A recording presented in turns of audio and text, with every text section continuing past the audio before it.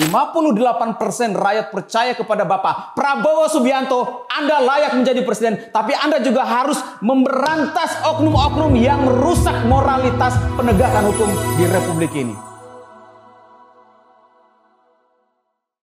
Halo sahabat Kosen TV, jumpa lagi dalam Perspektif Hukum. Kita akan bicara tentang kasus-kasus hukum yang terjadi belakangan ini pasca pelantikan Prabowo Subianto sebagai Presiden Republik Indonesia yang ke-8. Pertanyaan kemudian, apakah Prabowo berani menegakkan hukum? Ya, kalau dilihat tanda-tandanya, setelah Prabowo berapa hari aja Prabowo dilantik, sudah ada penangkapan yang terkait kasus hukum. Misalnya seperti yang di Surabaya.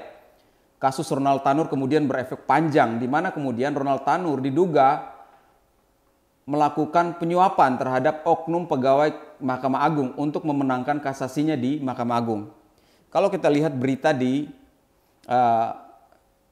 yang kita kutip dari CNBC Indonesia, di sini dikatakan kronologi penangkapan Zarov Rikal, maklar kasus beraset kurang lebih 1 triliun lebih. Kejaksaan Agung melalui tim penyidik Jaksa Agung Muda bidang tindak pidana khusus kembali melakukan penangkapan terhadap Zarov Rikal selaku mantan pejabat Mahkamah Agung. Penangkapan dilakukan pada Kamis 24/10/2024 pada pukul 22 waktu Indonesia Tengah di Bali.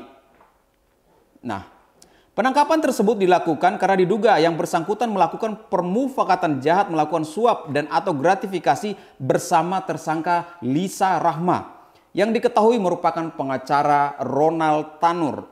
Ronald Tanur terlibat dalam kasus pembunuhan Dini Sera. Lisa Rahma, sang pengacara, diketahui berupaya melakukan suap kepada Mahkamah Agung pada tingkat kasasi melalui Zarov Rikal. Ronald sebelumnya telah dinyatakan bebas oleh putusan Majelis Hakim Pengadilan Surabaya, namun kemudian putusan tersebut dianulir. Kemudian dari hasil penggeledahan penangkapan dugaan suap tersebut yang dilakukan oleh Zarov Rikal tersebut, karena sudah menerima uang, diduga telah menerima uang dari pengacara si Ronald Tanur, tim penyidik kemudian memeriksa si menangkap Zarov Rikal ini, dan setelah ditemukan ada beberapa duit di rumah Zarov Rikal, si oknum pegawai Mahkamah Agung yang sudah pensiun ini. Ada mata uang asing sebanyak 74.494,427 dolar Singapura. Mata uang asing US dollar 1.897.362 dolar Singapura. Mata uang euro 71.200 euro. Mata uang asing dolar Hongkong 483. Mata uang rupiah 5.725.075.075 rupiah. Jika dikonversikan keseluruhan total uang di dalam rumah Zarov Rikal ditangkap oleh penyidik Kejaksaan Agung senilai 920 miliar rupiah. Belum lagi ditambah dengan logam mulia emas fine gold 99,9 kepingan 100 gram sebanyak 449 buah. Logam mulia emas antam kepingan 100 gram sebanyak 20 buah. Sehingga total emas antam seberat 46,9 kg. Kemudian 12 keping emas logam mulia antam. Dan temukan lagi di Hotel Le Méridien Bali. Begitu banyak uang. Jadi pertanyaan kemudian, mengapa maklar-maklar kasus ini adalah contoh maklar kasus yang kemudian bermain di pusaran-pusaran hukum Indonesia. Ronald Tanur melalui pengacara kalau kita lihat di beritanya, beliau adalah pengacara senior di Surabaya. Jadi kalau kita lihat alurnya hampir mirip dengan sebenarnya dulu kasus Saiful Jamil yang waktu itu dia diduga melakukan penyuapan terhadap hakim di Majelis Pengadilan di Jakarta untuk mengurus kasusnya. Nah, mengapa ini kemudian kasus Ronald Tanur ini menjadi perhatian publik? Karena memang janggal. Pada waktu diputus bebas di Pengadilan Negeri Surabaya, itu benar-benar ada kelalaian daripada si Ronald Tanur itu dalam bukti CCTV memang mengakibatkan nyawa orang lain hilang atau meninggal.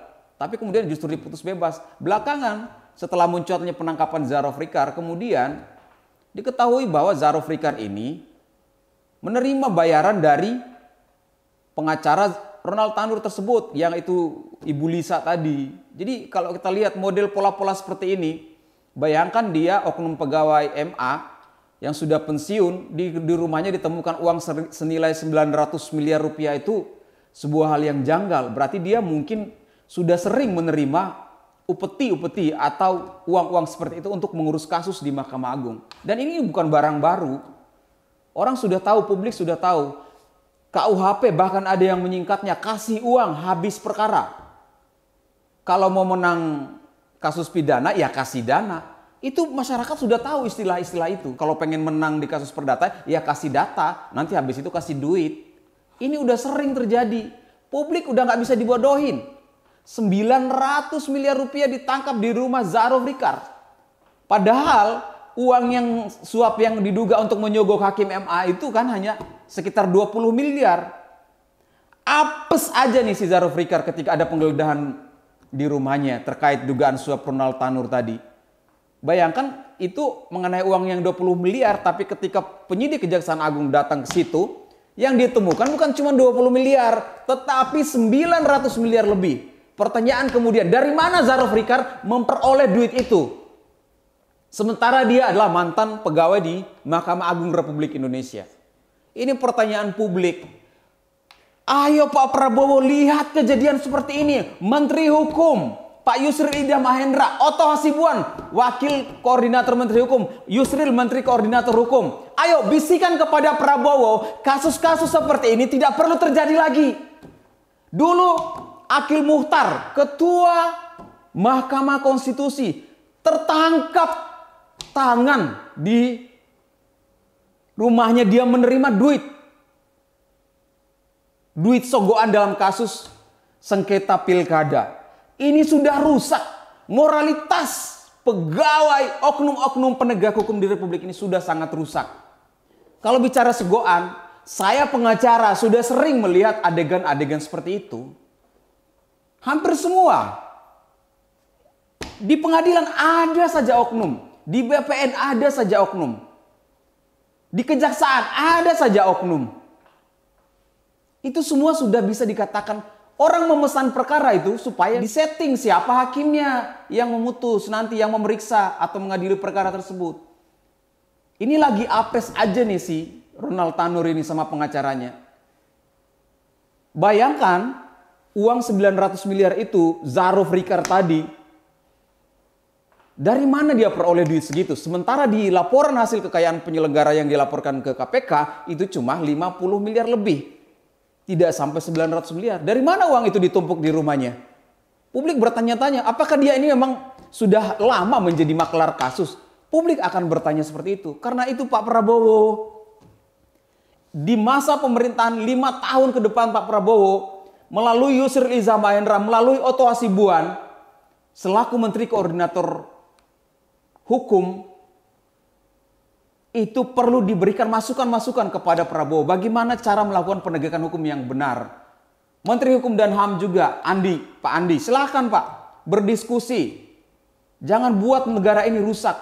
Kapan majunya Indonesia kalau hukumnya masih banyak sogok menyogok seperti ini? Ini dilakukan oknum pengacara yang menerima duit dari si yang punya perkara.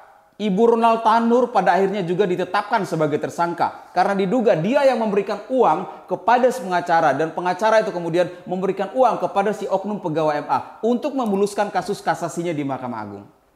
Pertanyaan kemudian, uang 900 miliar itu nanti kemana?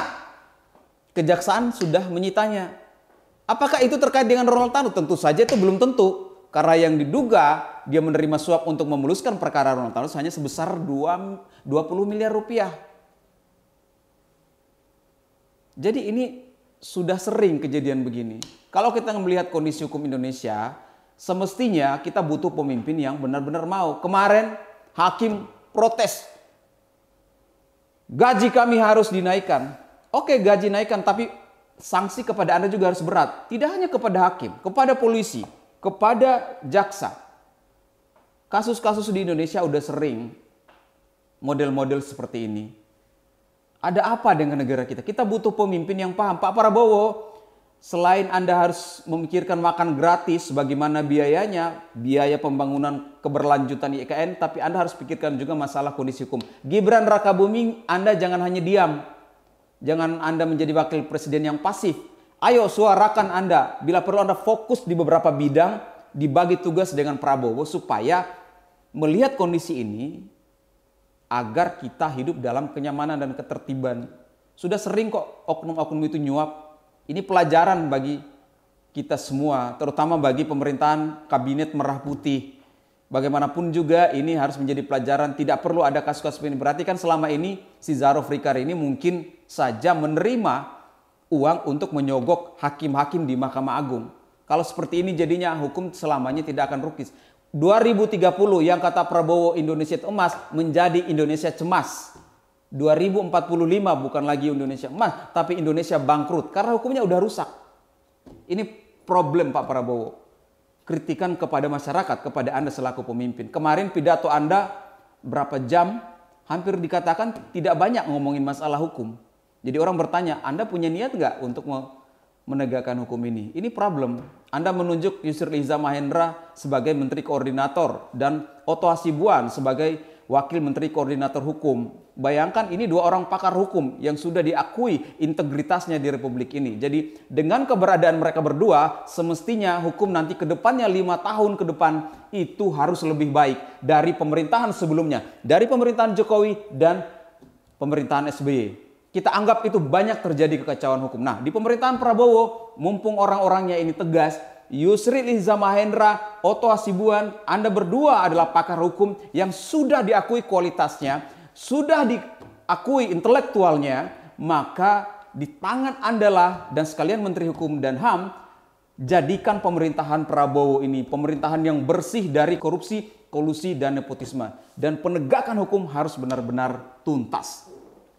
Itu harapan kami Pak Prabowo. Bapak Prabowo adalah bapak bangsa yang sangat dicintai rakyat. Karena itu di tangan Bapak Allah kami ingin melihat negara Republik Indonesia ini maju.